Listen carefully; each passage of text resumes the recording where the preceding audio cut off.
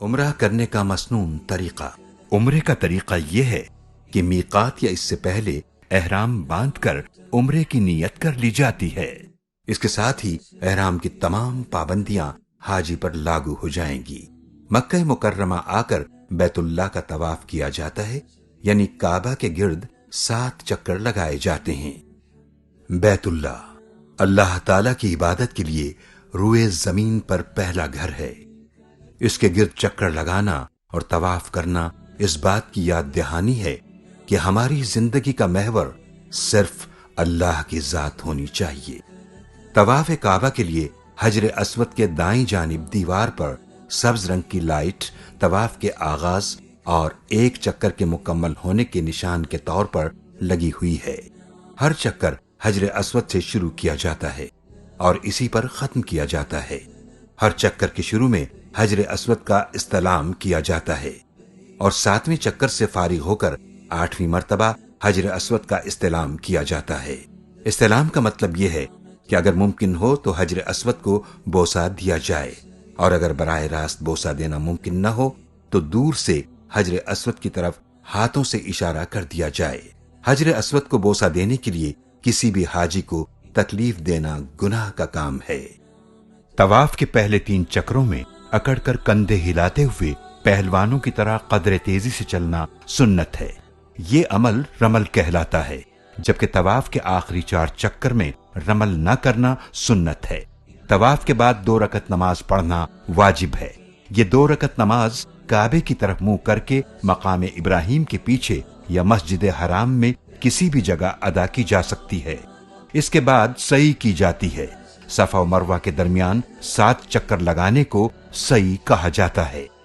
ان الصفا والمروة من شعائر اللہ فمن حج البيت او اعتمر فلا جناح عليه ان يطوف بهما ومن تطوع خيرا فإن الله شاكر عليم۔ بے شک صفا اور مروہ اللہ کی نشانیوں میں سے ہیں، پس جو کعبے کا حج یا عمرہ کرے تو اس پر کوئی گناہ نہیں کہ ان کے درمیان طواف کرے، اور جو کوئی اپنی خوشی سے نیکی کرے تو بے شک اللہ قدردان جاننے والا ہے۔ طواف سے فارغ ہو کر اگر سعی کرنے میں تاخیر ہو جائے تو کوئی حرج نہیں ہے۔ سعی کے دوران نماز شروع ہونے لگے یا تھکان محسوس ہو تو سعی روکی جا سکتی ہے، پھر جہاں سے سعی روکی تھی اسی جگہ سے دوبارہ شروع کی جائے۔ یہ سعی کا وہ حصہ ہے جہاں سبز ٹیوب لائٹیں لگی ہوئی ہیں۔ اس جگہ سے مرد حضرات کے لیے دوڑ کر گزرنے کا حکم ہے، جبکہ خواتین کو عام انداز میں چلنا چاہیے۔ سعی کی ابتدا صفا سے اور اس کا اختتام مروہ پر ہوتا ہے۔ سعی 5 منزلوں میں سے کسی سے بھی کی جا سکتی ہے۔ یہ صفا کی پہاڑی ہے اور یہیں سے سعی شروع کی جاتی ہے۔ صفا سے مروہ تک 1 چکر، پھر مروہ سے صفا تک دوسرا چکر، اسی طرح 7 چکر لگائے جاتے ہیں، جن کی مسافت تقریباً 3.5 کلومیٹر بنتی ہے۔ صفا اور مروہ کعبے کے قریب 2 پہاڑیاں تھیں جن کے کچھ نشانات باقی ہیں۔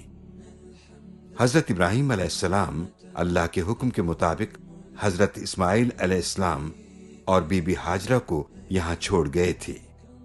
حضرت اسماعیل علیہ السلام جب پیاس سے بیتاب ہوئے تو بی بی ہاجرہ پانی کی تلاش میں صفا اور مروہ کے درمیان دوڑی تھیں، یہاں تک کہ زمزم کا چشمہ اللہ کے حکم سے جاری ہو گیا۔